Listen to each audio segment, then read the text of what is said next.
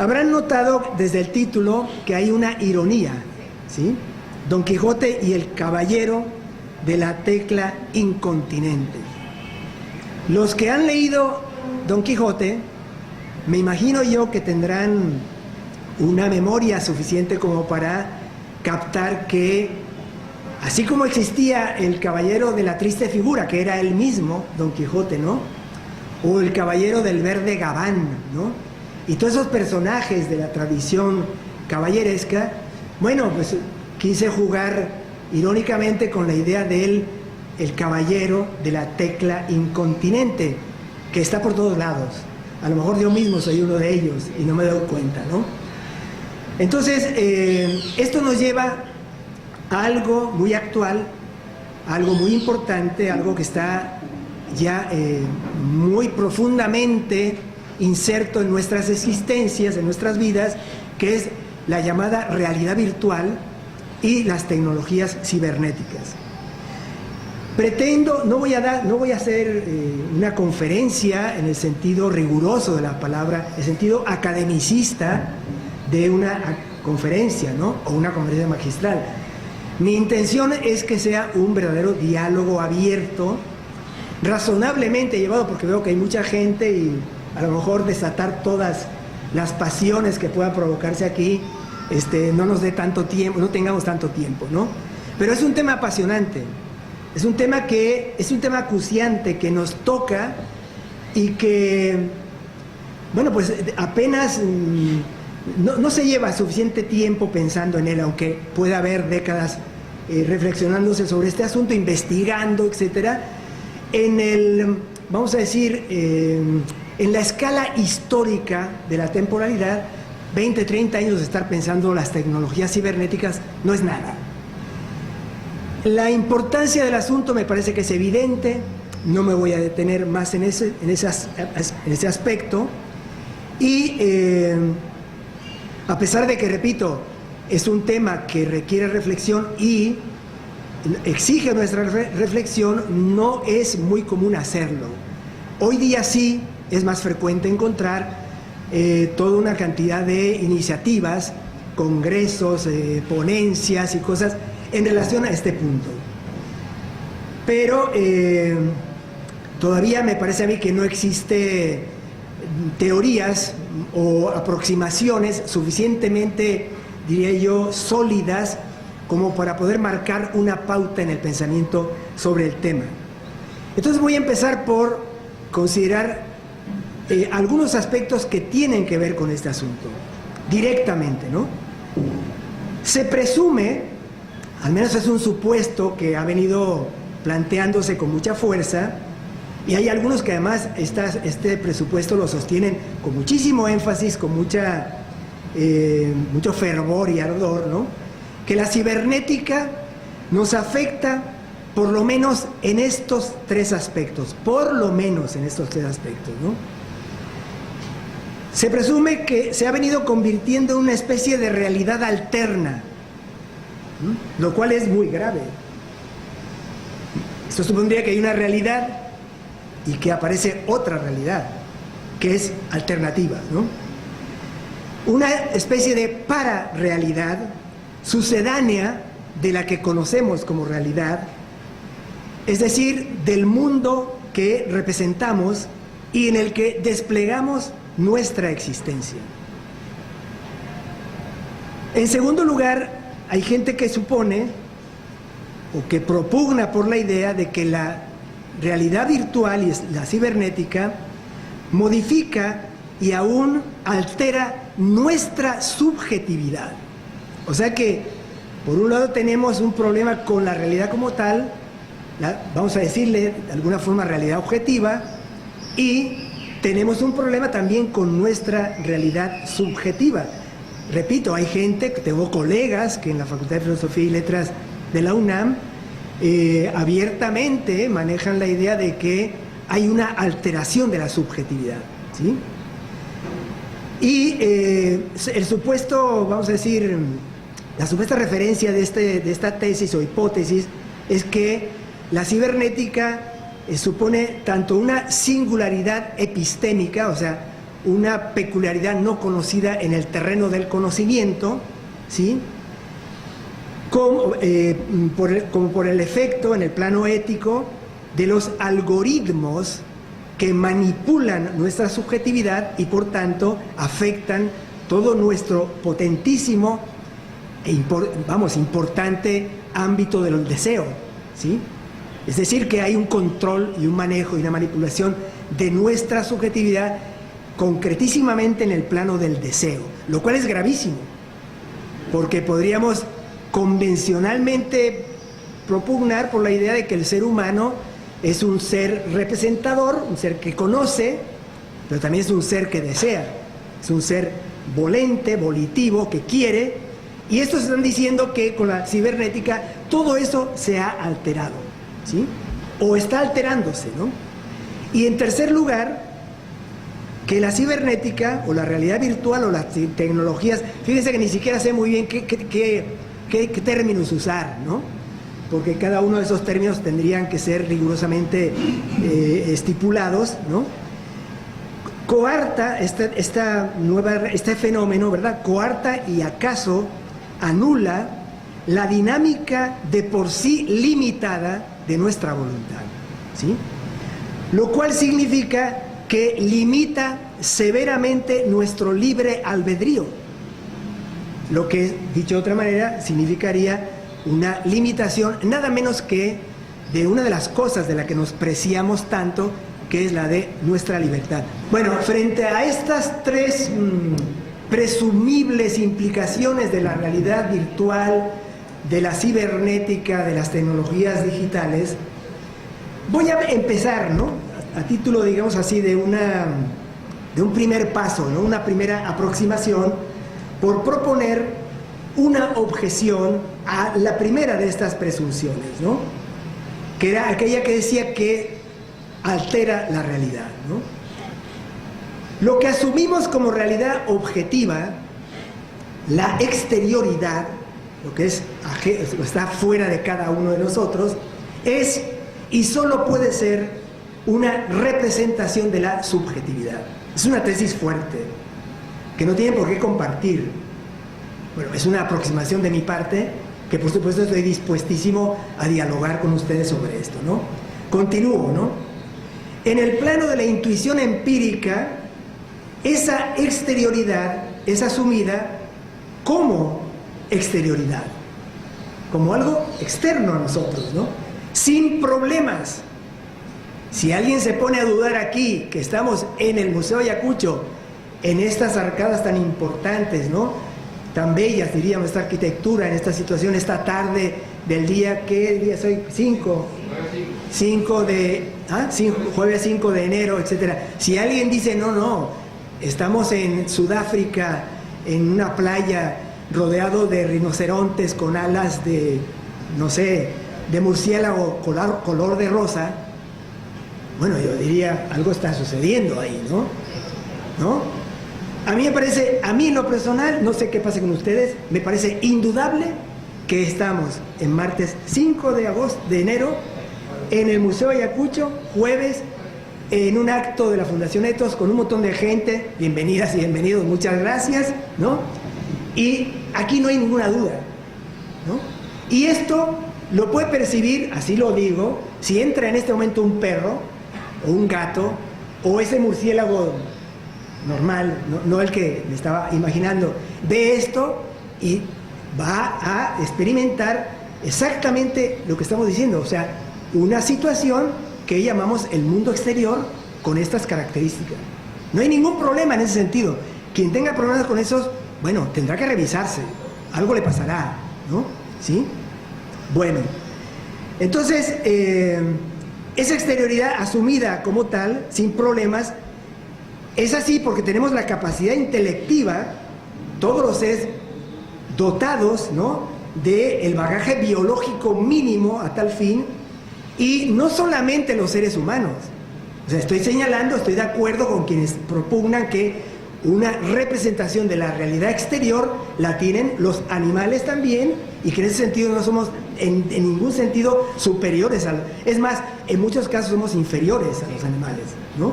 ¿sí? Y no voy a, hay montones de ejemplos para poder sustentar al menos hipotéticamente esa posibilidad, ¿no? En el plano, sin embargo, pasamos a otro plano de la dinámica de la razón.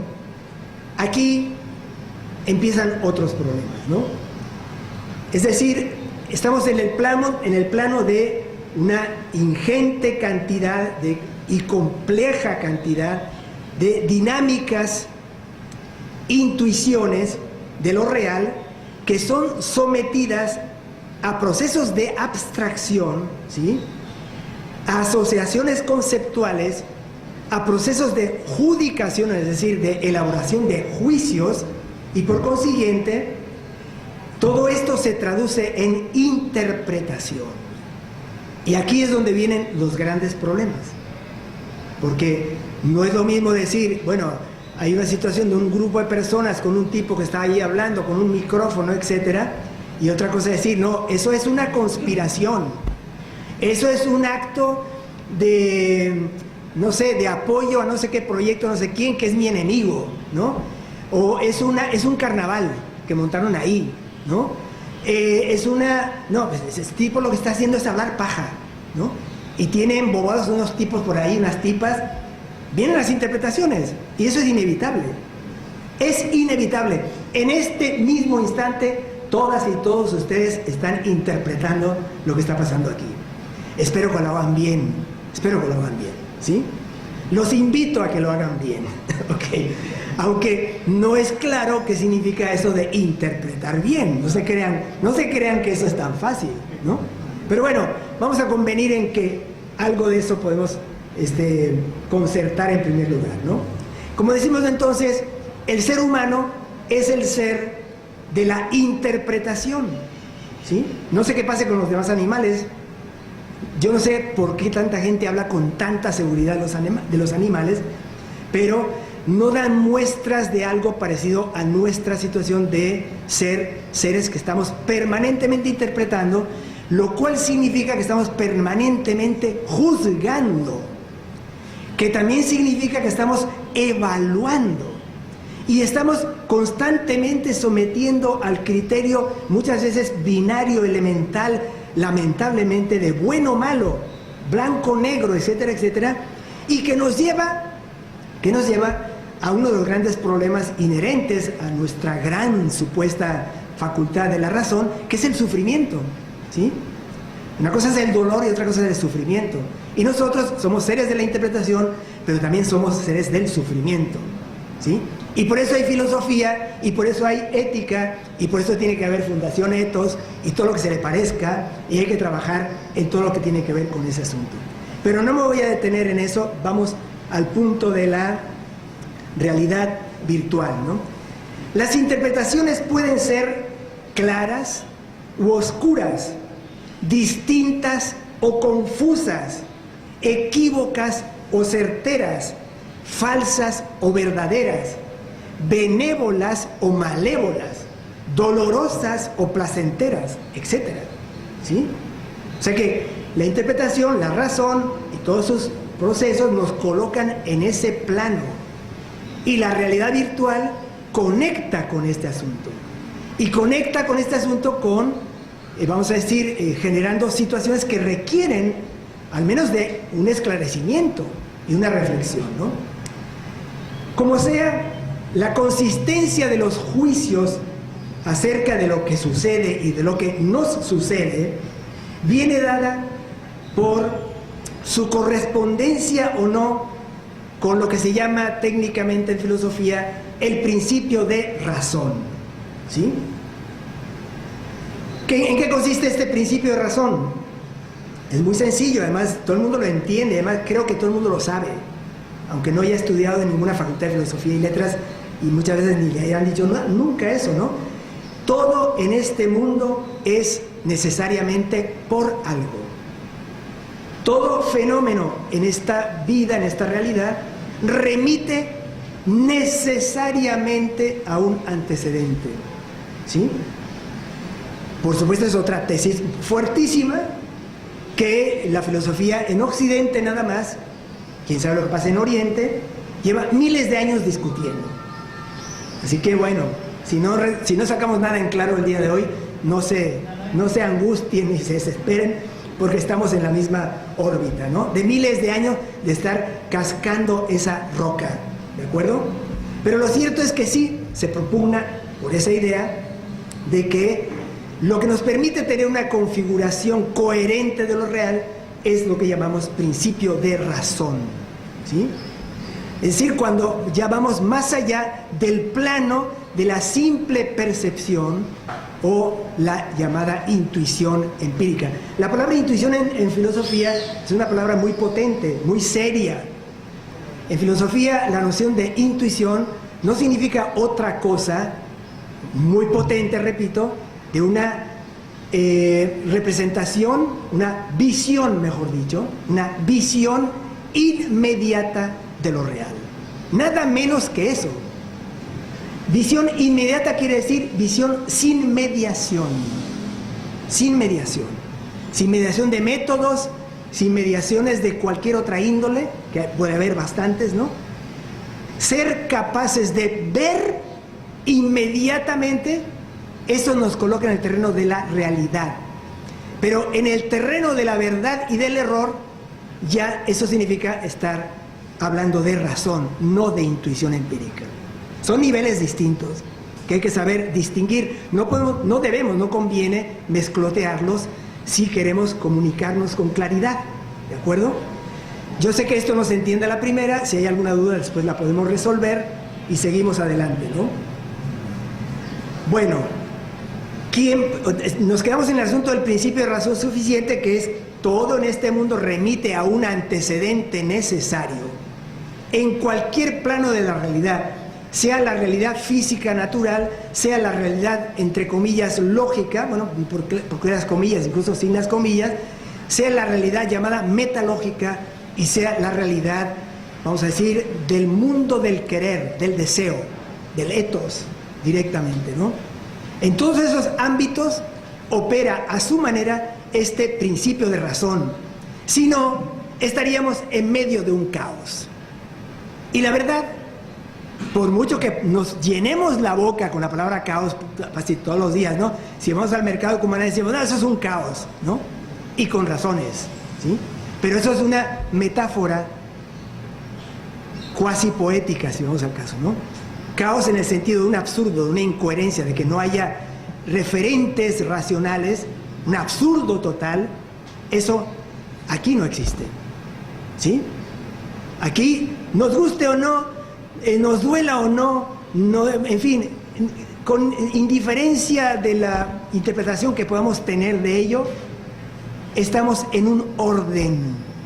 Y el mundo, eso ya lo decían los griegos, el mundo llamaban a esto precisamente cosmos, el orden bello e inteligente.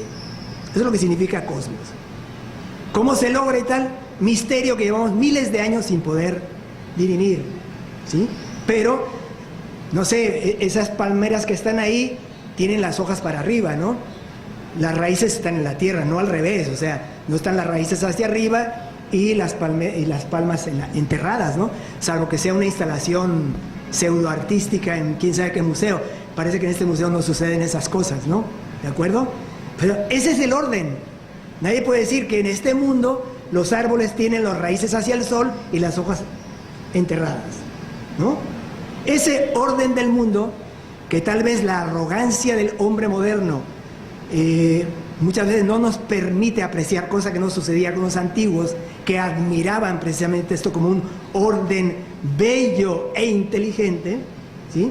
Ese cosmos, nosotros lo vemos, lo captamos conforme con este principio de razón en cualquiera de sus posibilidades. ¿Bien? Y por último, entonces, ya entrando directamente en la parte de la cibernética, quien propugna por la tesis de que la cibernética modifica esa exterioridad, porque si lo que están diciendo es eso, que la cibernética modifica la exterioridad, lo que en efecto parece sostener es que la cibernética trastoca y o trastrueca los referentes de la intuición del mundo y por ende de la interpretación del mundo. Eso es lo que está en juego, por consiguiente. Nada menos que eso es lo que está en juego. Preguntaría yo, ¿es esto posible? O sea, los cruzados pro cibernética, porque, bueno, empiezo por aclarar que yo no tengo nada en contra de la cibernética, ¿no? De hecho, estoy utilizando un adminículo aquí, delante de ustedes, con la mayor desvergüenza de tecnología digital, etcétera, cibernético. Yo no tengo ningún problema con ese punto. Ahora, que me digan que porque yo tengo aquí una tableta, la realidad para mí es algo distinto a lo que ha sido hasta ahora, eso es lo que me resisto a considerar, ¿no? A lo mejor tienen razón, yo todavía no logro verlo. Y mis argumentos son los que estoy adelantando en este momento, ¿no? Incluso considero que ese tipo de efecto de trastocamiento, de trastrueque tan radical, ni siquiera me parece posible, ¿sí? O sea, sería tener una fe, digamos, en los efectos de la tecnología verdaderamente, no sé, pues ya fuera de todo límite racional, o sea, sería una cosa demencial, ¿no? Sería un fanatismo. Hay fanáticos de la tecnología, sin duda alguna, ¿no? Bueno, a título entonces de simple hipótesis, podríamos pensar que siempre han existido mediaciones y referencias problemáticas de relación con lo real, sin que ello indique o implique una negación de la subjetividad realmente existente, sino más bien una confirmación de esa subjetividad. Los sueños y los procesos de configuración de diversas imágenes del mundo, por ejemplo, por obra de sustancias que alteran el psiquismo o por causas patológicas, pueden entrar en este tipo de situaciones, en este caso, ¿sí? Es decir, quien tenga problemas de carácter mental, pues todos notamos que algo sucede en su manera de interpretar las cosas, ¿no? Y por consiguiente de tratar o de procurar medio estructurar, si es el caso, algo en relación con lo real. Bueno, o si alguien se mete, no sé, Florida no triple filtrado, sino lavagallos de esos que venden por ahí, pues no sé qué le pasaría. Una sustancia de ese tipo, pues sí, puede ser una mediación que nos altere nuestra relación con lo real, ¿no? En la ruta, pues con los sueños lo mismo pasa, o sea, los sueños es una cosa muy enigmática. Todavía es muy difícil, sigue siendo difícil encontrar teorías satisfactorias acerca de qué demonios son los sueños, qué funciones desempeñan, por qué soñamos, para qué soñamos. Este tipo de preguntas que han inquietado durante milenios a la gente no tienen todavía respuestas satisfactorias. Probablemente no las tengan nunca, pero no por ello vamos a dejar de problematizarlas, ¿no? Pero sabemos muy bien que una representación onírica tiene su manera concreta de ser una representación y por tanto incluso de ver, o mejor dicho, de expresar cómo el principio de razón, ¿no? Porque por muy caóticos que puedan parecer algunos sueños, terminan teniendo lógica, ¿no? Responden a cierto nivel, ¿sí?, de coherencia, ¿no? Y tienen funciones. O sea, parece ser que pues no podemos evitar los sueños. El día que se nos castre esa posibilidad o se nos obture esa posibilidad, pues eso sí podría ser una gran alteración de nuestra propia existencia, ¿no? Esperemos que no sucedan. O sea, esperemos que la arrogancia que tenemos, ¿no?, de estar manejando todo, manipulando todo, dominando todo, no llegue a esos extremos, aunque eso es mucho optimismo de mi parte, ¿no? Bueno, en la ruta de esta conjetura, cabría pensar que la tecnología cibernética se presenta como una mediación mimética. ¿Qué significa esto? Imitativa. Una mediación imitativa, sustitutiva de lo real, pero no como una nueva realidad, no como una realidad alterna, ¿sí? De hecho, yo no puedo concebir que podamos tener, vamos a decir, vamos a usar esa palabra, ¿no? Obras humanas realizadas conforme con la cibernética que no tengan como referente nuestra realidad, porque serían incomunicables, serían cosas que no tendrían ningún sentido. O sea que todo lo que le confiere sentido a todo lo que hacemos, incluso en los momentos de creatividad más disparatada que puede tener un poeta, un artista genial, etcétera, siempre está el referente de la realidad, ¿sí? Aunque sean momentos, como algunos han reconocido, casi cercanos a la genialidad loca, etcétera, ¿sí? Una cosa medio demencial y tal, momentánea. Incluso todo esto sucede teniendo como referente, para negarlo, destruirlo, o lo que ustedes quieran, la realidad. Sin ese referente no se puede, ¿no? ¿De acuerdo? Por eso entonces, una realidad sustitutiva, a mí se me hace ya una ilusión que me están planteando. No me parece que sea, a mí en lo personal, perdonen que tenga que hablar nada más que de mí, posible, ¿no? Claro, ya habrán adivinado más de uno de ustedes que esto que estoy trayendo aquí es el resultado de debates que se vienen dando. Porque la pandemia lo que hizo fue disparar y desatar, ¿no?, el culto a la tecnología hasta niveles que no se habían visto, ¿no? Se llegó a decir a comienzos del año, segundo semestre del año 20 y durante todo el año 21, que las clases en Zoom llegaron para quedarse y que nunca más iba a ser necesario regresar a las clases presenciales. Y bueno, era el triunfo de la pedagogía y hasta de la realidad misma, ¿no?, por obra de la tecnología. Así que no estoy hablando de nada exagerado, es parte del debate.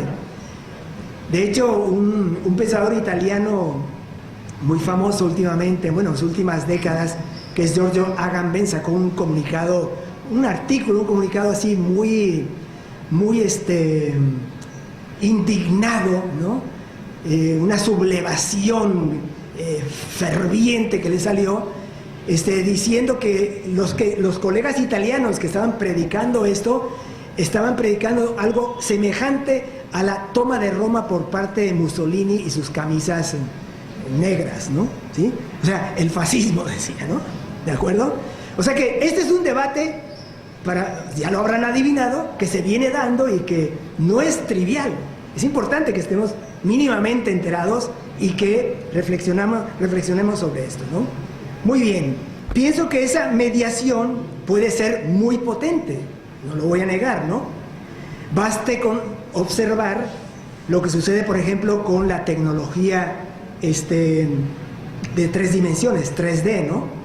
Leí, por ejemplo, hace pocos días, como en México, una cosa tan importante como son los juguetes tradicionales hechos de madera, etcétera, están desapareciendo del mapa, ¿sí?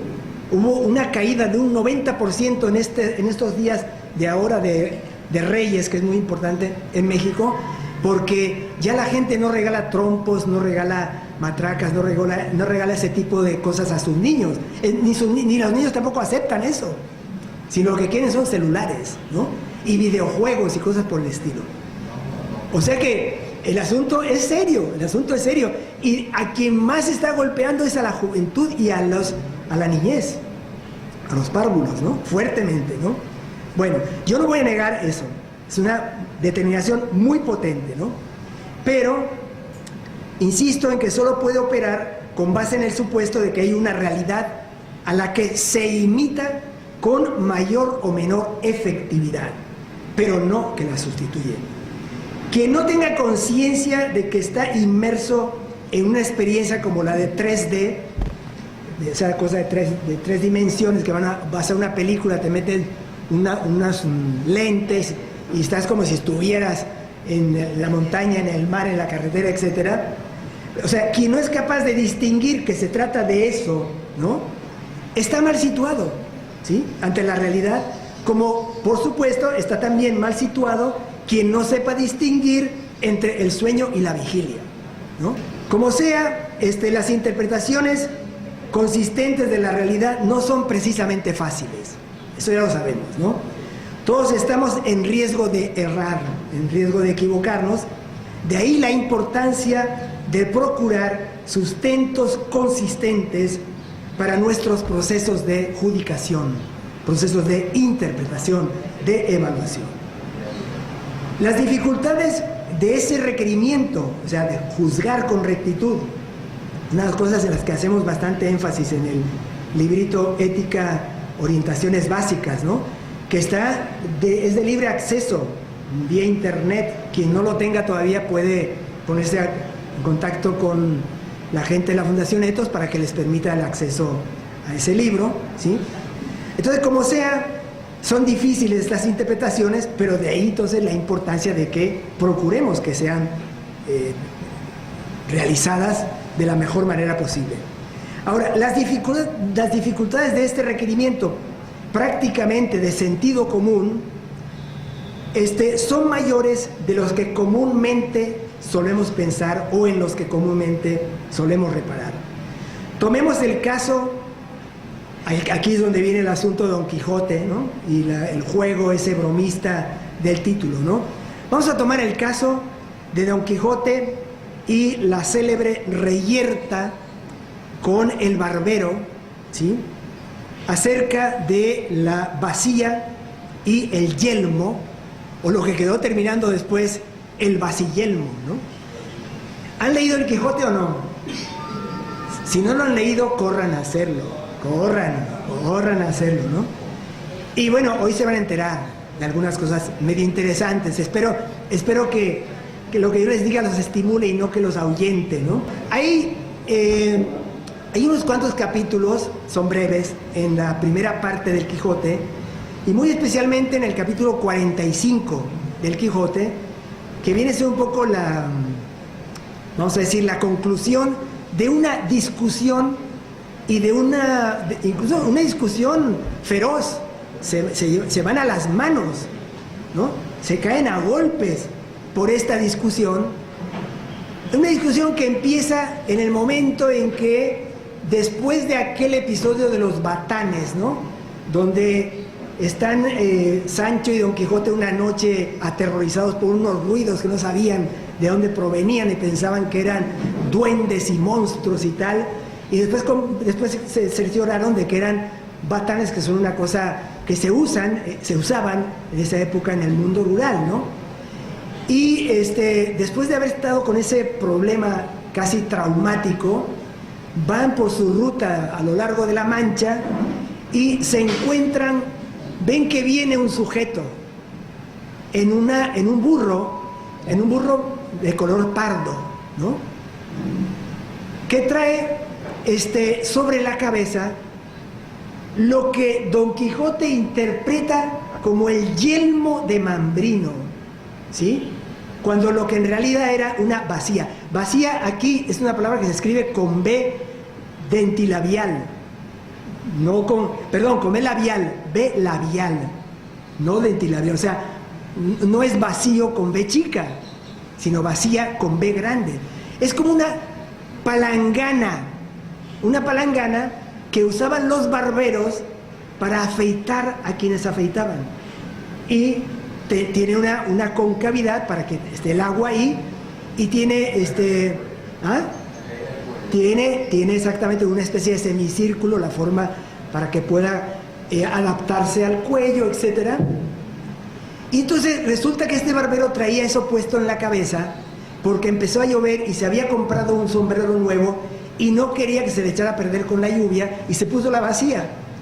Y cuando Don Quijote ve venir a un tipo montado en un burro con una cosa que además, según Sancho, que solo pensaba en dinero y en bienes materiales y todo el tiempo estaba pensando en cómo sacar ventaja de las cosas, según Sancho posteriormente dice, bueno, la bacía era de buena calidad, por lo menos 8 reales seguramente costaba eso, ¿no? Entonces ven que este tipo trae eso en la cabeza, que además por lo mismo es un latón limpio, nuevo todavía, que brilla ante los rayos que, pese a la llovizna, están colándose por las nubes y la llovizna, etcétera, brilla en la bacía. Y Don Quijote dice, pues ahí viene un caballero que trae el yelmo. El yelmo es el casco de oro. El casco de oro de un gran personaje de la tradición caballeresca que era Mambrino, ¿sí? Entonces cuando ve al tipo, dice, ah, no, este es un caballero. Y como es un caballero, pues viene aquí la lisa, ¿no? Vamos a empezar a pelearnos, saca su lanzón, quiere darle un lanzazo, por fortuna no se lo da, porque por la descripción ese cacharro debe haber sido una cosa verdaderamente mortal, se rompe el lanzón, el tipo se cae del burro, etc. El tipo venía en un burro, y ahí Don Quijote todo lo está alterando, todo lo está interpretando con el prejuicio de la tradición caballeresca. Es muy interesante esto, el peso que desempeñan los prejuicios en las interpretaciones. Es una verdadera plaga, ¿no? Entonces, claro, en el caso de Don Quijote no se trata de cualquier prejuicio, no se trata de decir, no, aquí lo que hay es una bola de locos que quién sabe qué están haciendo, no. Es decir, todo un sistema simbólico que era la tradición caballeresca. Viene ahí un tipo con el casco de oro de Mambrino, es un caballero, tengo que pelear con él, es una cosa de honor pelear con él, el tipo se ve agredido, lo tumban del burro, el burro es interpretado como un caballo, ¿sí? De hecho, después en esa discusión de si es vacía o es yelmo, se cuela la discusión de si lo que traía el barbero era albardas de burro o jaez de caballo, no es lo mismo, ¿no? O sea, los cinchos con los cuales se sostienen las sillas y los implementos del burro, en el burro pues se llama albarda, ¿no? Y cuando se trata de caballo se trata de jaez, ¿no? Hasta eso discutió Don Quijote, que una cosa era, o sea, las albardas del burro eran jaez. Y el pobre barbero, diciendo, ¿este tipo qué está diciendo? Este tipo está loco, ¿no? O sea, me está cayendo a golpes, casi me mata, me tumba del burro, me quita esta, que es un instrumento mío de trabajo, ¿sí? Y es una bacía, y el tipo dice que no es una bacía, sino que es un yelmo. En el capítulo 45 todavía el barbero dice, en el capítulo 45 sucede, y en el anterior también, sucede otra cosa interesante, que en la venta era como un lugar, claro, de ninguna manera con esa categoría ni nada, pues un lugar ahí donde había un establo, unos burros, unos caballos, 3, 4 cuartos, había gente que dormía sobre el heno, etcétera, ¿no? Eso era una venta, es un lugar de concentración para que la gente comiera, bebiera, durmiera, hiciera un alto en el camino, lo más cercano a una posada, ¿no? Un lugar de descanso y de reposición de fuerzas, ¿no? En esa venta se forma un verdadero desgarriate tremendo, a son de la bacía, las albardas, el jaez, que si era burro, que si era caballo, que si era todo eso, ¿no? Todo esto trastrocado por el Quijote, que tenía los prejuicios de la tradición caballeresca. Y, como les decía, hay un barbero, o sea, en el fondo aparecen dos barberos. En uno de los capítulos, un barbero, un cura, etcétera, se burlan del Quijote y siguen el juego del Quijote porque saben, según ellos, pues está tostado, ¿no? Y que no tiene ningún caso discutir con él. Entonces siguen su juego y dicen, no, pues sí, la bacía es un yelmo, las albardas del burro sí son jaez, etcétera. Y el barbero, víctima del despojo y de toda la agresión y todo lo demás, dice, bueno, aquí ya esta cosa ya no sabemos ni qué está pasando aquí, o sea, porque encima este otro barbero alternativo decía que él había estado en el mundo militar y había participado en guerras y sabía lo que era un yelmo, ¿no? Y sí, testifico que esto es un yelmo. Bueno, pues el pobre barbero, dueño de la bacía, estaba en total minoría, ¿no?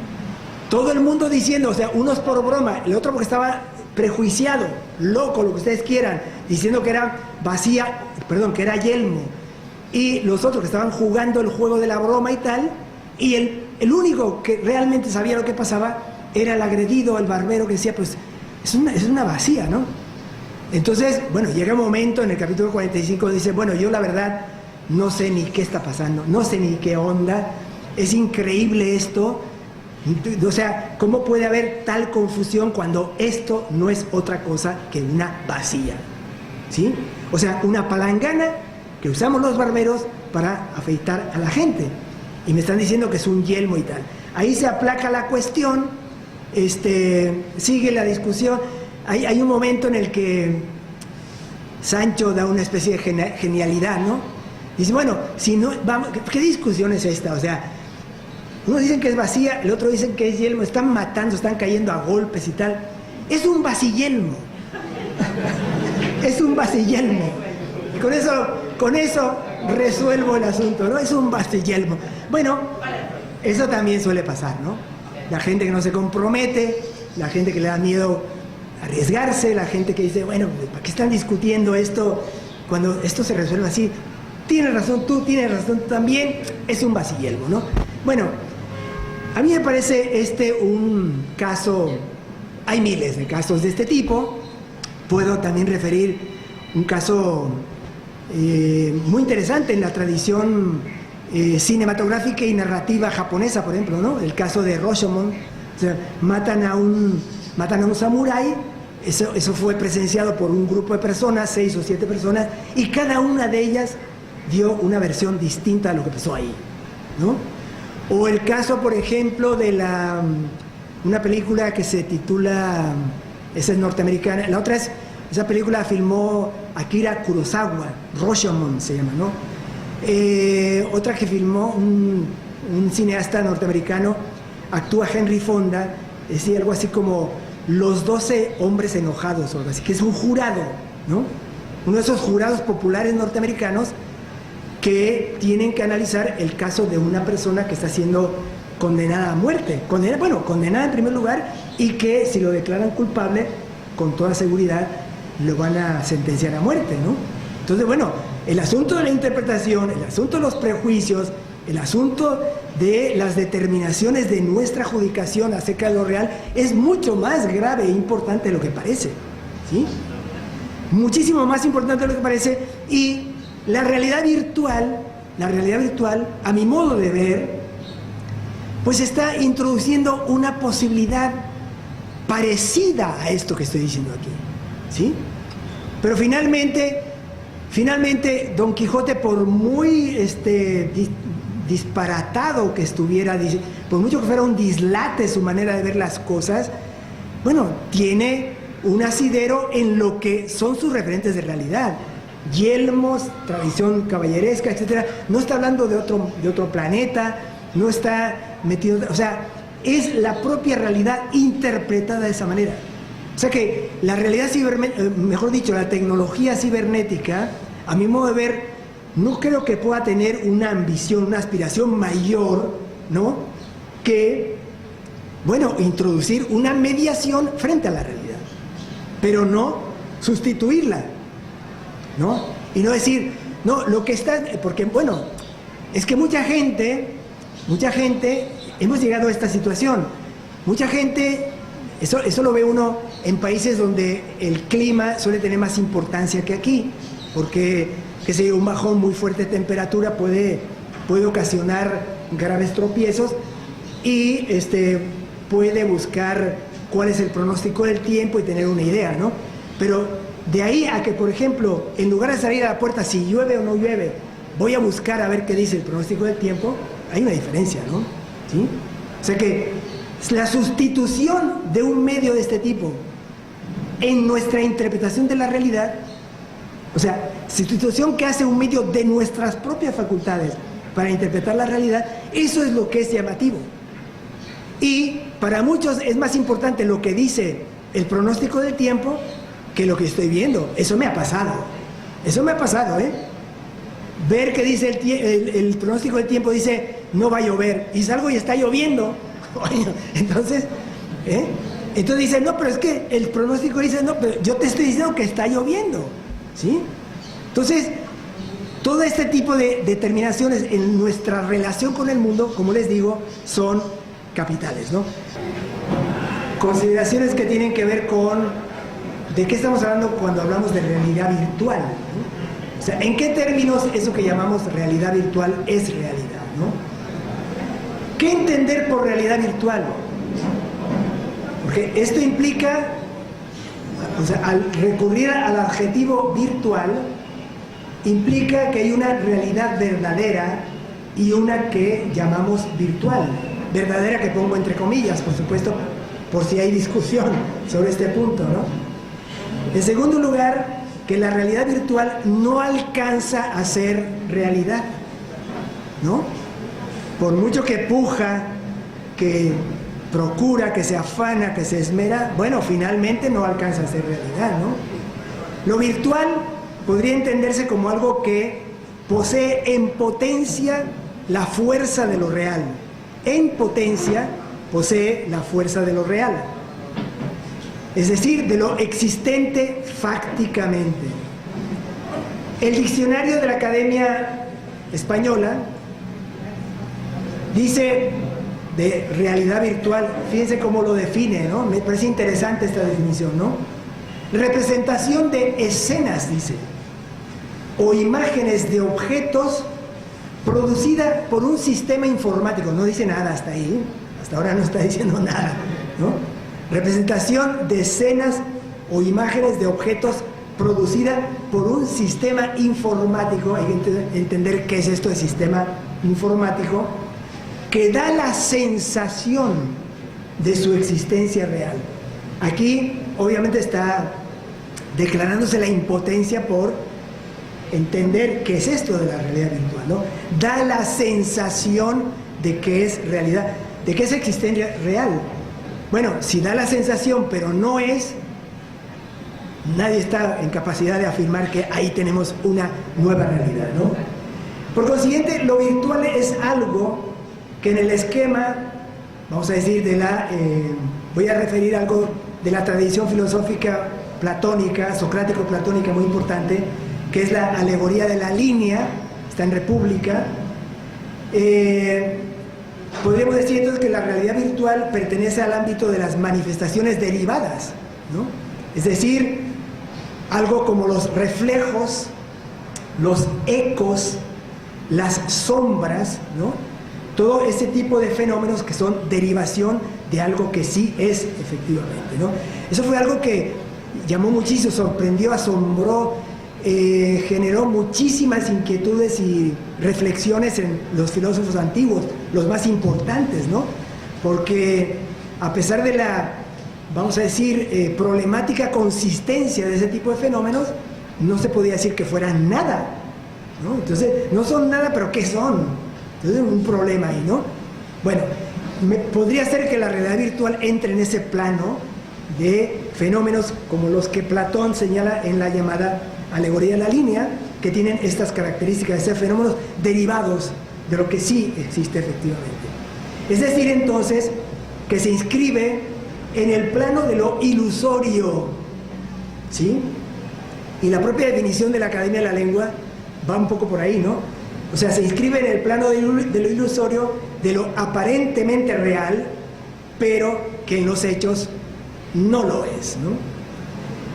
Lo virtual, para decirlo al modo aristotélico, es como una especie de realidad siempre en potencia, una potencialidad siempre incumplida. La interpretación en sí no basta para declarar algo como verdadero. Ya lo hemos visto en el caso del yelmo de Mambrino y de la bacía.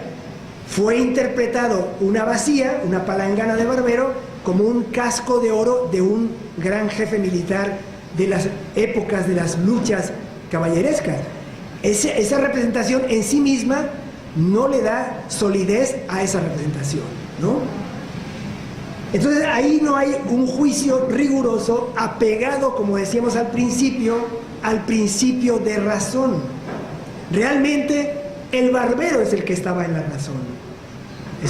Ahí no hay ningún problema, ¿no? Podemos simpatizar con el Quijote, nos puede caer muy bien, nos podemos reír con sus chistes y todo lo demás, pero ya puestos seriamente, si no queremos caer en algo cercano a lo que aparentemente era el Quijote, pues tenemos que reconocer que el pobre barbero fue la víctima, tenía la razón, etcétera, y encima, bueno, cornudo y apaleado, pues, ¿no? ¿sí? Esa fue la situación del pobre barbero, pero estaba con la razón, ¿sí? Es que a veces, ya sabemos muy bien que a veces no podemos vivir con la razón. Demasiada razón también nos rebasa, nos puede generar, bueno, pues una especie de hartazgo y de situaciones que pueden tener connotaciones no vitales, antivitales, ¿no? Y en ese sentido, por eso puede ser que en la narración del Quijote, bueno, nosotros refresquemos nuestra propia racionalidad, comparándola con estas posibilidades, ¿no?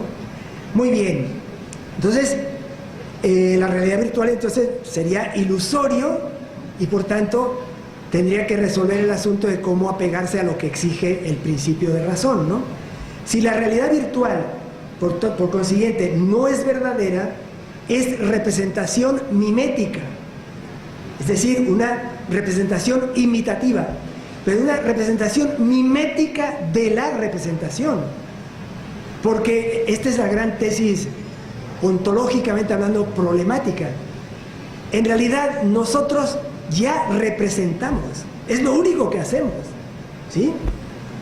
Nosotros como seres humanos, y ya dije al principio, todo ser dotado con las estructuras biológico-neurológicas, etcétera, aptas para ello, una mosca, una serpiente, un delfín, una ballena, un elefante, una lombriz, etcétera, representan la realidad y representan igual que nosotros, ¿sí? Entonces, nosotros estamos representando todo el tiempo. La realidad virtual supondría entonces una representación de la representación, ¿sí? Algo que, por ejemplo, en el caso de Platón, una vez más en República, libro 10º, cuando se pone a criticar severísimamente el papel de la poesía, o mejor dicho, el lugar de la poesía en nuestras mediaciones de la representación del mundo, pues la acusación, entre comillas, o el señalamiento es ese. La poesía no tiene entidad porque finalmente es una copia de lo que ya es copia. Más radical Platón, pero el esquema es bastante parecido. Si nosotros lo que hacemos es representar, al recurrir a una mediación para nuestras representaciones, recuerden el ejemplo que puse con el pronóstico del tiempo y nuestra experiencia del propio tiempo, bueno, ahí tendríamos una mediación que distorsiona nuestra representación de lo real, ¿no? Entonces, a esto estamos llamando una representación de la representación. Y eso, desde el punto de vista filosófico, ontológico, etcétera, es un problema apasionante. Si nos preguntamos, ¿qué es desde el punto de vista de la realidad? La cibernética, la realidad virtual, pues es una cosa que es representación de representación, podríamos decir, ¿no? Lo cual es muy interesante, ¿no? Bueno, y finalmente entonces si lo virtual es, como hemos visto, ilusorio, es un modo de realidad cavernaria en el sentido platónico del libro 7º de República, la famosa alegoría de la caverna, ¿no? Donde precisamente hay una distinción muy fuerte entre lo que sería lo que comúnmente pensamos que es la realidad, que sin embargo no son más que imágenes, ¿no?, proyectadas por una hoguera que mientras van pasando unos objetos sobre un muro, y nosotros lo que presenciamos en primera instancia es en el muro hacia el que se proyecta eso, como si fuera una especie de cine, ¿no? Hoy casi ya no hay cines, ¿no? Por cierto, hay un filósofo francés que se llama Alain Badiou, que hizo esta comparación, ¿no? La alegoría de la caverna como un gran cine, ¿no? Un gran proyector, ¿no? Es un poco el esquema, ¿no? Entonces, pensar que estuviéramos en una especie como de cine y que lo que vemos en la pantalla es la realidad. Ese es el señalamiento del Sócrates platónico ahí. Estamos equivocados, están confundidos, hay que salirse de esa cuestión, liberarse de eso, salir de la cueva, ver el mundo, realmente constatar qué son los objetos, qué es la luz verdadera del mundo, etcétera, y de esa manera distinguir lo ilusorio de lo real. Y cuando eso sucede tienes que regresar a convencer a los que están ahí que están equivocados, y te puede costar la crucifixión porque no te van a creer, ¿no? Te van a acusar a ti de que el que está mal eres tú. Eso siempre le ha pasado a los filósofos. Siempre, ¿no? Siempre le ha pasado a los filósofos. Digo, a los filósofos serios, ¿no? Porque hay mucha vedette por ahí, ¿no? ¿Sí? Bueno, entonces, por lo menos podríamos, espero ir terminando rápido, podríamos señalar, llegados a este punto, dos grandes confusiones en este punto, ¿no? Primero, la confusión de lo aparente con lo real. Primera gran confusión. La confusión de lo aparente con lo real. En cuanto a los componentes ético-humanos de la tecnología digital, cabe hacer una serie de consideraciones. Contra lo que dicen algunos, que lo han convertido incluso en programas de carácter cultural, educativo incluso, ¿no? De hablar de una cultura digital y poner a los niños a dejar de lado una serie de aspectos decisivos en su formación para privilegiar eso que llaman cultura digital, ¿sí? Bueno, a mí me parece que no es afortunado equiparar lo que sería un instrumento a lo que nos lleva es a una pericia, ¿no?, en el uso de medios y procesos instrumentales, confundir eso con una cultura. Una cultura, como decían los antiguos, una paideía, es el proceso de cultivarnos. Cultura viene de ahí.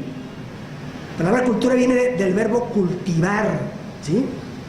Y, por supuesto, es el esfuerzo que hacemos los seres humanos por, pues, tratar de elevarnos de las determinaciones de la mera naturaleza. Por eso, el contraste, tantas veces tan socorridamente manejado, entre cultura y naturaleza. No hay que extremar esta disyunción, pero sí hay que tener en cuenta que hay una distinción, ¿no? Y que a nosotros, como seres humanos, se nos impone, por decirlo así, éticamente, la responsabilidad de cultivarnos en el terreno ético, en el terreno estético, en el terreno humano, en fin, en todo aquello que nos distingue de lo burdamente natural, fisiológico, etc. ¿Sí? Entonces, a mí no me parece que la cultura digital sea tal cosa como una cultura, o sea, el mundo de la cibernética, sino un mundo instrumentalista más que cultural, ¿no? Si tomamos, repito la palabra, bueno, también un fenómeno recurrente en los últimos, ¿qué será?, 30, 35 años, o quizá un poco más, probablemente por influjo de la antropología, y puede haber habido razones importantes para que eso sucediera, confundir toda signo, digamos, de producción y de acción humana en el mundo como cultura. Bueno, está bien, ¿no?, por lo que dije hace un rato, pero si nos conformamos con eso, pues también corremos el riesgo de naturalizar, entre comillas, ¿no?, y conformarnos, naturalizar lo que es elevación frente a lo natural, cultura por consiguiente, y no seguir con esa tendencia humana, esa exigencia humana a tratar de ser siempre mejor de lo que somos. Tratar, ¿no? Es una tendencia, buena o mala, es otra discusión, ¿sí? Que cómo se canaliza, o si va para allá o para acá, etcétera, es otra discusión, ¿de acuerdo? Pero no podemos conformarnos con lo que alcanzaron, qué sé yo, determinadas formaciones civilizatorias, ¿no?, que en su momento eran tremendamente complejas, importantísimas, riquísimas, bellísimas, ¿no? Pero hoy ya hay otro tipo de necesidades y demás, ¿no? Bueno, la tecnología digital entra en el plano entonces de las destrezas para acceder a depósitos de información, procesar datos, moverlos, interrelacionarlos, pero lo que resulta de todo eso no adquiere real entidad hasta que es interpretado. Y la labor de interpretación, si queremos que sea sólida, debe derivar de un serio proceso de formación y, por tanto, de cultura. O sea, si nosotros pensamos que las tecnologías digitales, la internet, la cibernética, etcétera, va a sustituir nuestra necesaria tarea de cultivarnos, ahí es donde está la trampa. Ahí es donde está la trampa. ¿Sí?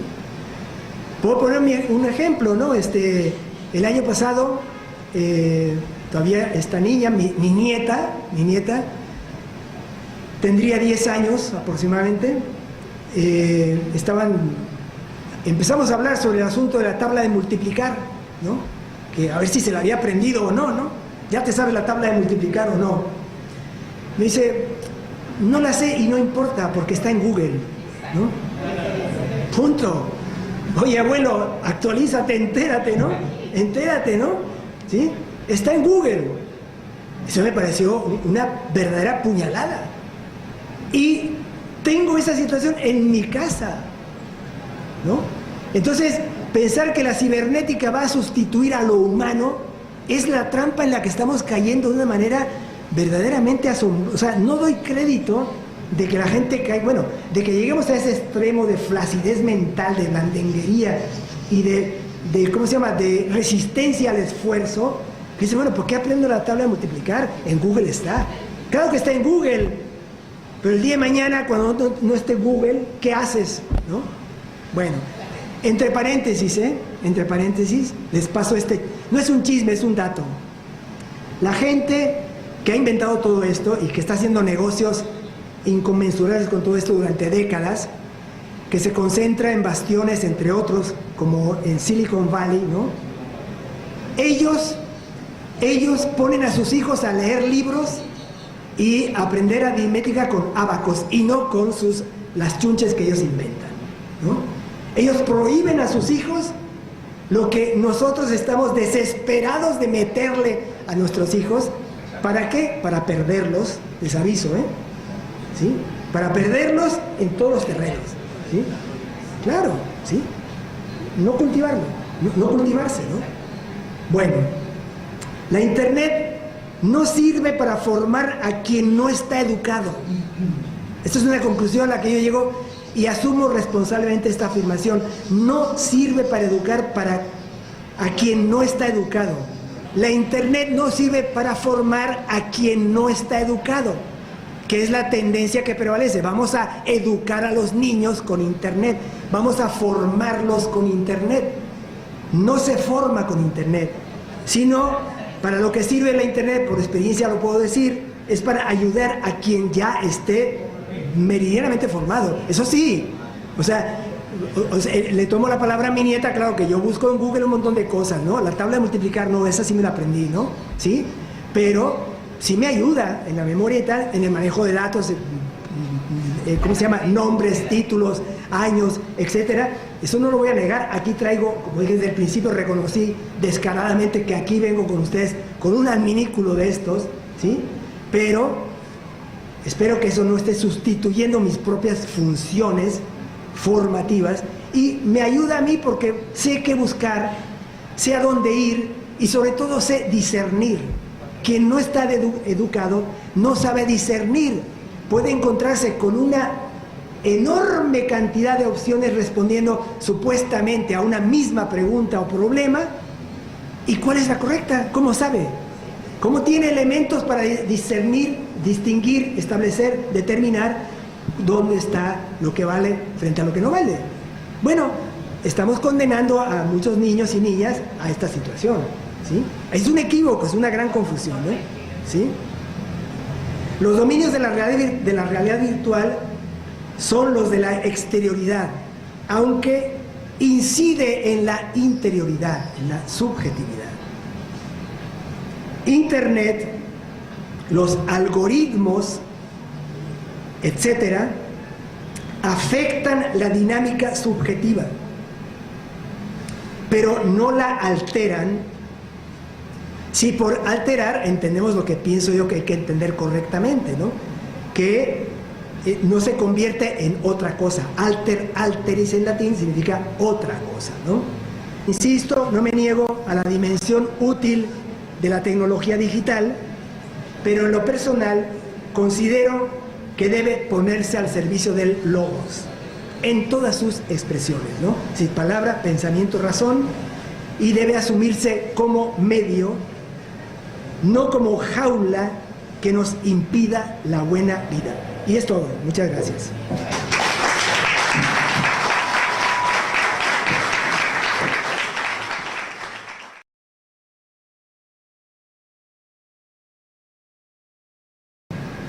Usted hablaba de que las tecnologías cibernéticas son una trampa, ¿no?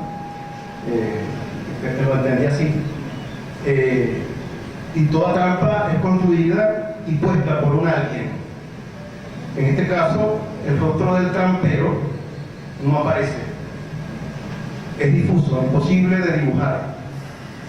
Y yo creo que esa es otra forma de la trampa. Al no captar un rostro, entonces la trampa es puesta en cada uno de nuestros terrenos, es individualizada para luego hacernos a nosotros mismos los responsables de nuestro propio fracaso. Esa sería la primera. Otro asunto es el tema de la memoria, que también tiene, yo lo relaciono con las tecnologías cibernéticas porque la memoria de las tecnologías cibernéticas es volátil, es frágil. Mientras en mi casa yo conservo fotografías de cuando tenía 2 años que mi mamá guardó en un teléfono o en un dispositivo de estos, guardar una imagen es un riesgo que nos somete al riesgo también, al peligro de dejarnos sin memoria en algún momento, ¿no? En lo que yo llamo una amnesia, una especie de amnesia. El tema de la información es otro aspecto. Nos inundan de información para desinformarnos. La velocidad de tránsito de la información jamás podría ser consumida por nosotros, por lo cual terminamos ahogados en un mar de datos, de información que en su inmensa mayoría no sirve de nada. Y finalmente, el mundo de las tecnologías digitales transcurre en una serie de flash, de deslizamientos, sin resistencia, sin contemplación y lo peor, sin tiempo, convirtiendo al ser humano en un ser de la desesperanza, de la desesperación, siempre culpable de su desgracia. La trampa del ser lo mismo necesita un freno, necesita que nos detengamos a no ser nosotros mismos, sino a ser con el otro, en nuestra realidad real. Entonces quería hacer esas 4 reflexiones en relación con el tema. Muchas gracias. Claro, hicimos que con la mesa, una cena ahí, una broma, y estaba la comida, estaban todos los juguetes de los niños, pero todos los que estaban ahí estaban pendientes del teléfono. O sea, la realidad era que estaba una comida, estaban todos unos adornos, todo un trabajo que se hizo para eso, pero la gente estaba desvinculada de esa realidad porque estaba en el teléfono, no sé, chateando, pasando cosas por el Facebook, lo otro, aquello. Entonces, 2 cosas que la tecnología que puede ser usada de buena proporción y positivamente, lo utilizamos para aislarnos. Entonces, no solamente que se crean una realidad real y una realidad virtual, sino que la tecnología o el mal empleo de la tecnología nos aísla en ocasiones de la realidad concreta. Gooden, en su trabajo La Sociedad del Miedo, nos hace reflexionar acerca de la tecnología. Y hay una cosa que me llamó poderosamente la atención en su libro, cuando hace una reflexión acerca de las generaciones y en particular de cómo se intenta decir que es las generaciones nuevas, las milenios, las que tienen un problema, las que tienen el problema de dependencia, de adicción a la tecnología, a las tecnologías. Y él señala una cosa que a mí me parece importante mencionar, y dice sobre la educación y sobre la revalorización de la educación, que el problema no está en el joven y en el niño que utiliza el teléfono, que utiliza la tecnología, sino en la ausencia de los padres, en la ausencia de los abuelos, en la ausencia de la familia. Yo quería decir que me parece muy acertada asumir la figura del Quijote para una disertación, un diálogo sobre este tema, precisamente porque el Quijote, de alguna manera, está negándose, una interpretación que yo hago, negándose al cambio de época. En el curso Orientaciones Éticas, de las orientaciones básicas, tú señalas que hay dos elementos que son dos capacidades propias del ser humano, ¿no? Que tenemos que cultivar para nuestra rectitud ética, ¿no? Una es la capacidad de juzgar, la otra es el deseo. Y el deseo y la capacidad de juzgar la relaciona con los valores. Esta realidad virtual, ¿cómo incide sobre los valores? Voy a tratar de complacer las inquietudes hasta donde es posible. En la primera intervención noté cierto tono que me permito calificar con todo respeto, porque es una tendencia muy general, ¿no? A como que hubiera una especie de consideración medio conspirativa acerca de lo que pasa con la realidad virtual, o mejor dicho, la tecnología digital, ¿no? Porque, bueno, yo en realidad no dije, bueno, eso está grabado ahí, pero tengo la impresión de que no dijera que yo esté de acuerdo con la idea de que la tecnología digital nos domina completamente, ¿no? Al contrario, yo estoy diciendo que no.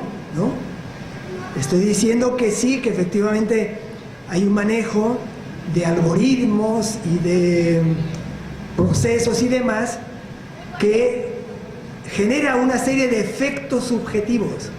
Retengamos, por favor, esta expresión que acabo de decir para no discutir sobre lo que no estamos hablando. Estoy hablando de efectos subjetivos. Convengamos en llamarlo así, ¿no? ¿Por qué hago esa precisión? Porque no es lo mismo efectos subjetivos que cambiar la subjetividad. Porque cambiar la subjetividad significaría, si somos rigurosos en el uso de la palabra, que si hasta ahora nosotros sentimos, pensamos, amamos, gustamos, reflexionamos, en fin, vivimos, etcétera, ya haríamos otra cosa. Y yo creo que no. Solo lo que está sucediendo es que amamos, vivimos, sentimos, etcétera, de una forma condicionada. Pero seguimos siendo los mismos seres humanos con las mismas propensiones subjetivas. Seguimos siendo los que amamos, queremos, deseamos, trabajamos, vivimos, sentimos, sufrimos, nos alegramos. En fin, toda esa serie de posibilidades de la vida subjetiva continúan. Solo que aquí tenemos un fenómeno en el que eso se condiciona. Eso no es nuevo. Siempre se ha condicionado esto. O sea, estas disposiciones nuestras no están en una burbuja aséptica, sino que al contrario están amenazadas, sometidas, asediadas, rodeadas, en fin, una sola palabra filosófica, determinadas por esa serie de factores, ¿no? Entonces, no soy partidario, o sea, no veo elementos para decir que haya un plan perverso para castrarnos, ¿verdad? Para limitarnos humanamente, para convertirnos en una cosa distinta, en unos humanoides o un tipo de animalidad distinta, etcétera. Puede que la haya, o sea, en este mundo pasa tantas cosas que podría suceder, ¿no? Podría suceder, ¿no? Sin embargo, quiero prevenir a la gente en algo. Muchas veces el peso de la estupidez suele ser mucho más grande que el poder que le estamos atribuyendo a gente, ¿no? Porque para lograr una situación como alterarnos como lo que somos y convertirnos en otra cosa, tipo Matrix, etcétera, ¿sí? Para llegar a eso significaría tener alguien un poder tal Y tendríamos que tener nosotros una capacidad de conformismo y de no resistencia y de aceptación de lo inaceptable tal que llegáramos a ese punto. Bueno, en la ficción puede funcionar, la ficción es para eso, ¿no? Para inventar mundos paralelos y todo lo que ustedes quieran. En el terreno de la imaginación no hay límites. En el terreno de la imaginación no hay límites. Aparentemente no hay límites. Es otra cosa, porque no imaginamos nada que no sea en algún sentido referido al mundo real. Pero nos encanta la ilusión de que creamos mundos paralelos, de que creamos novedades, de que dominamos, ¿no? De que controlamos, de que ponemos las cosas a nuestro servicio, etcétera, de que somos infinitamente libres, sin obstáculos. Todo ese tipo de ilusiones tenemos.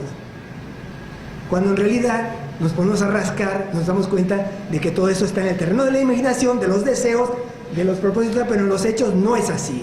En los hechos no es así.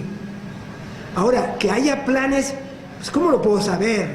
Yo no tengo ningún aparato de inteligencia, ni soy periodista destacado para que me llegue información diciendo, están haciendo un plan, y puede que lo estén haciendo, pero aunque lo estén haciendo, pues no creo que tengan tanto poder, ¿no?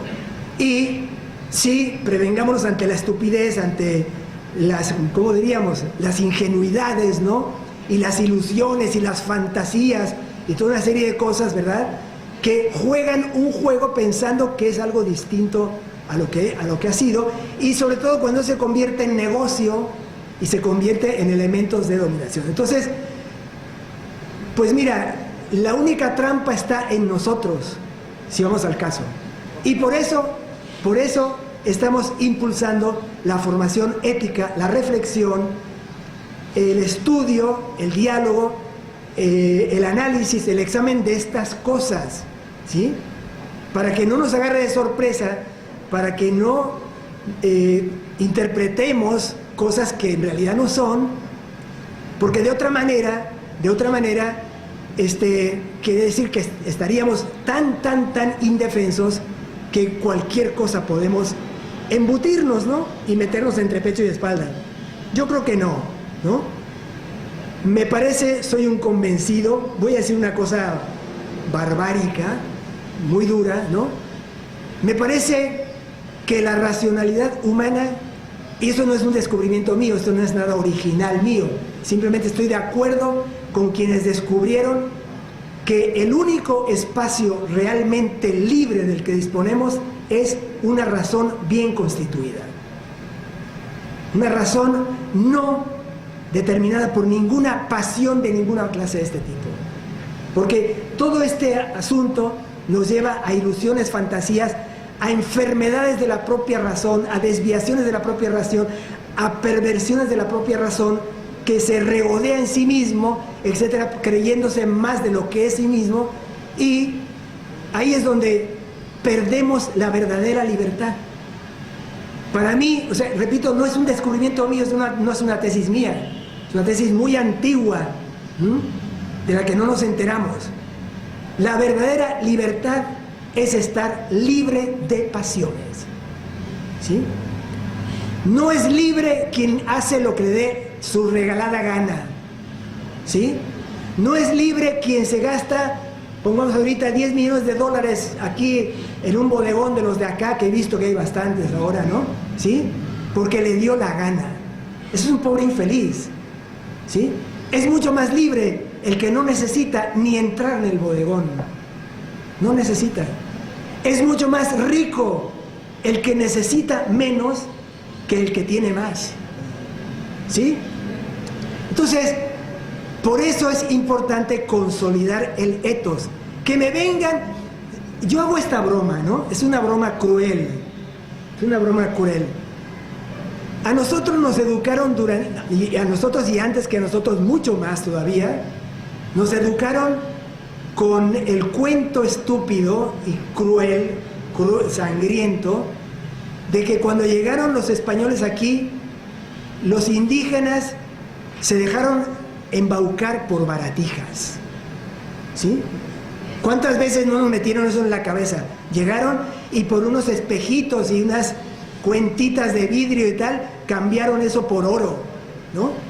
¿Dónde queda, por ejemplo, la sabiduría del gran cacique taíno? Atuey llegó a esta conclusión: estos tipos solo tienen un dios, que es el oro. Vamos a desprendernos del oro y vamos a aventarlo al lago, y que allá ellos hagan lo que les dé la gana con eso. Esa sabiduría me parece infinitamente superior, ¿no?, que toda la estupidez consumista, ¿no?, y el afán de dominación y de poder y de empoderamiento, no sé cuántas cosas más, en el que estamos ahora. ¿Sí? ¿Sí me explico? Entonces, por eso hago la broma cruel, como les decía. Nosotros nos reíamos de los indígenas que cambiaban oro por cuentas de vidrio y por espejitos. ¿Y a ti, con qué te están comprando? Con unos espejitos, que lo que tienes es una linternita, un audífono, una cosa, qué maravilla, y le doy así, mira qué... ¿Cuánta gente no estaba frustrada porque veía a la vecina que hacía así? Yo quiero uno que se haga así también. Ay, mierda, a mí me tocó ver ese tipo de cosas, ¿no? Entonces, nos están fregando con baratijas existenciales. ¿De quién es la culpa? ¿Del quien te ofrece la baratija o de quien se la cree? Hagamos que la gente no se lo crea. Eso es lo que estoy planteando. Y si tienen planes y trampas, allá ellos, que se hundan en sus trampas, que se hundan con el oro de Atuay, ¿no? Que se vayan. Pero ese castillo inexpugnable, esa morada interior que es el ethos, inexpugnable, es libre por ser inexpugnable. Esa es mi postura. Me parecen muy importantes, todas las intervenciones me parecen buenísimas, importantes, interesantes. Hay una preocupación de alguien que decía, no, es que yo sí estoy notando que están cambiando nuestra subjetividad. Es un asunto de un uso riguroso de las palabras. Si nosotros entramos en el terreno de una filosofía rigurosa, bueno, lo menos que podemos hacer es usar las palabras con corrección. No se vale, voy a usar, por ejemplo, yo estoy hartísimo, harto de la manera tan alegre, irresponsable, inexacta, fatídicamente, vamos a decir, tremenda, con la que se usa la palabra dictadura. Yo viví una dictadura real, 10 años. La dictadura nada menos que del generalísimo Francisco Franco Bahamonde, caudillo de España por la gracia de Dios, ¿no? Yo estuve 10 años estudiando en ese país con ese tipo como dictador, donde no había partidos, no se podía decir nada, no había medios de comunicación que dijeran nada contra eso, etcétera, etcétera, etcétera, ¿no? Estoy poniendo un ejemplo. Yo como filósofo no puedo aceptar ese uso de la palabra dictadura, me parece ofensivo, o qué sé yo, puedo recurrir a otros términos, ¿no? Que vengamos y hablemos de fuerzas productivas o plusvalía, como a mí me dé la gana, ¿no? De hecho, muchos sectores del empresariado hace 30, 40 años descubrieron la palabra plusvalía y empezaron a usarla como les dio la gana. Bueno, qué bueno, ¿no? Que usen como les dé la gana. Pero si vamos a hacer un estudio serio de qué significa, no se vale usar eso como a mí me dé la gana. O la palabra esclavo, ¿sí? La palabra esclavo, por ejemplo, ¿no? ¿Cuántas veces no decimos que la situación terrible que vive mucha gente de explotación desmesurada, jornadas de 12, 14 horas? Por ejemplo, un taxista en México, les voy a poner, eso me consta a mí, ¿no? Y hablo de lo que me consta. Un taxista en México, para que gane unos entre 15 y si muy bien le va al día, $20, tiene que trabajar 12 horas impepinablemente. Y las trabaja con taxímetro, a veces hasta les exigen que se ponga corbata. Ha habido gobiernos de la ciudad que le dicen, para trabajar de taxista tiene que llevar corbata, tiene que hacerse revisiones cada 6 meses, exámenes cada año, etcétera, etcétera, para ganar miserables 15, $20 al día con jornadas de 12 horas. Es brutal, pero sepan que eso no es esclavitud, que la esclavitud es convertir a un ser humano en algo como un animal doméstico, donde no tiene, o sea, es peor que un objeto, algo que quién sabe por qué tiene alma. Bueno, pues los animales también tienen, ¿no? ¿Sí? Un animal doméstico. O sea que no se puede usar las palabras, ¿cómo se llama? Y ese es bien pequeño. La palabra subjetividad, vamos ahora, hice todo este excursus, un poco largo, disculpen, porque es otra de las palabras de las que se abusa todo el tiempo. Todo el tiempo. Cuando tenemos toda una tradición bastante larga, más que centenaria, bicentenaria, tricentenaria, de un uso riguroso de la palabra subjetividad. O sea, sujeto no es otra cosa en el contexto en el contexto en el que surge la noción de sujeto, en su acepción, vamos a decir, más rigurosa, moderna, no es la única acepción, ¿sí? Pero en la época moderna es la más, vamos a decir, seria, rigurosa, la que tuvo mayores implicaciones en todo el desarrollo de la filosofía.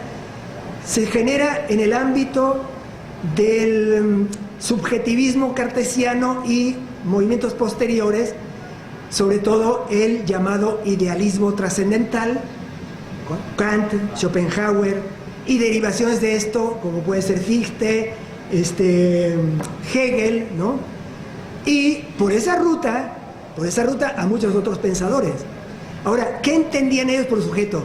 No es el sujeto gramatical, ¿no?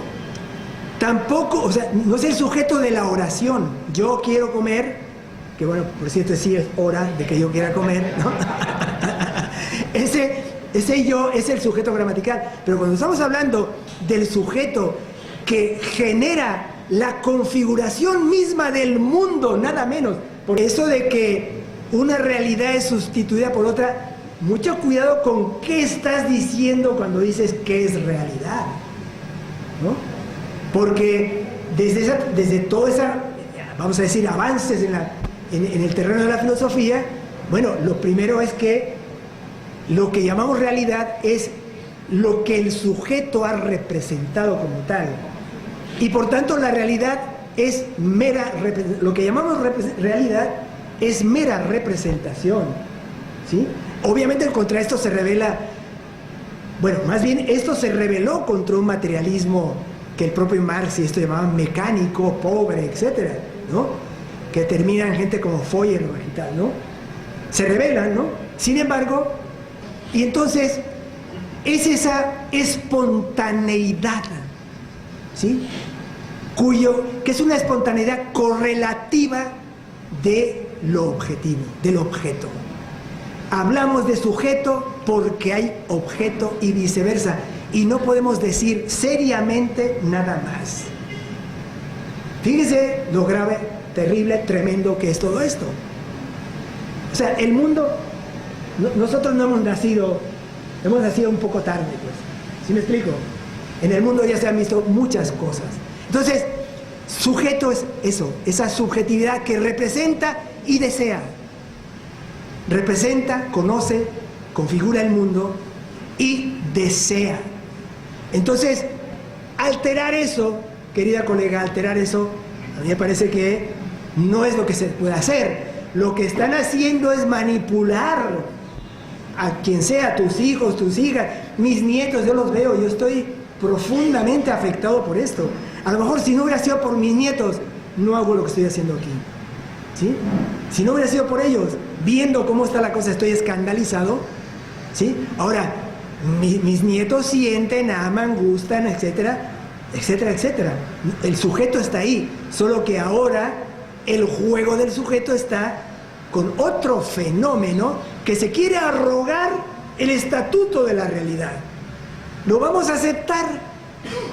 Si lo aceptamos, ahí nos hundimos. Pero entonces si nos hundimos, el problema es nuestro.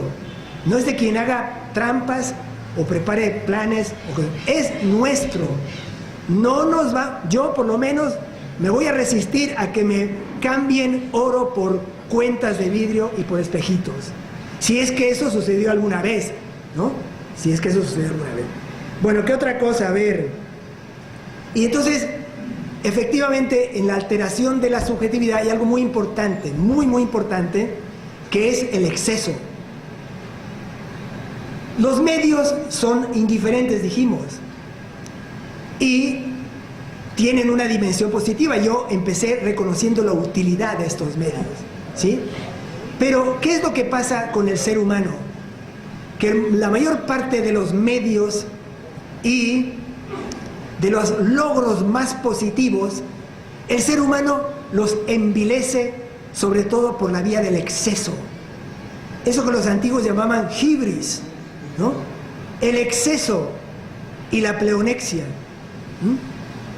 Nunca nos conformamos con lo que tenemos, querer más, pleonexia, ¿no?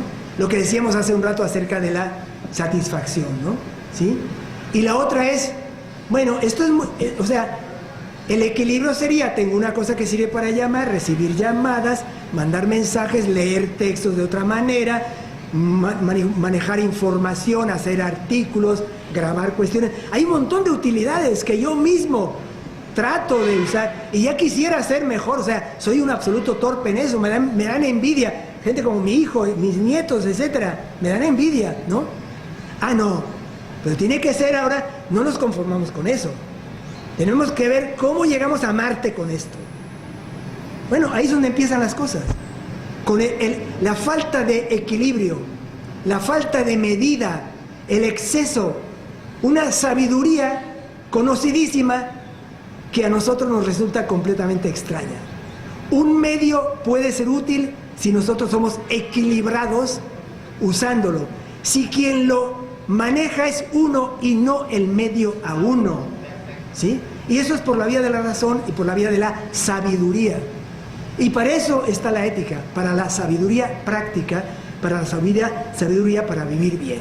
Así que asumamos los cacharros, ¿no? Asumamos todos estos peroles, que vengan, bienvenidos sean, pero no para que me gobiernen, ni tampoco para excederme, ni tampoco para desbordarme, ni tampoco para caer en toda una serie de abusos y no de usos adecuados, ¿no?